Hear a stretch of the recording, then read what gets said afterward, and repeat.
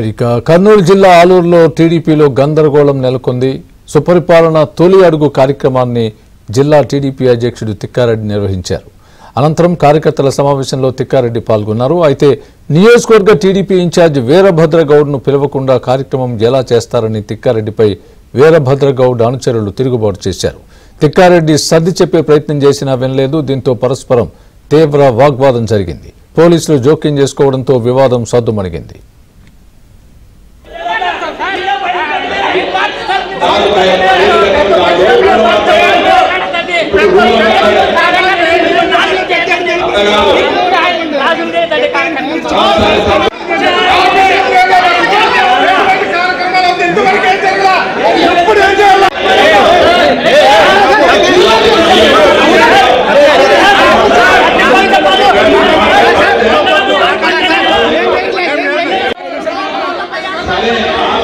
సరే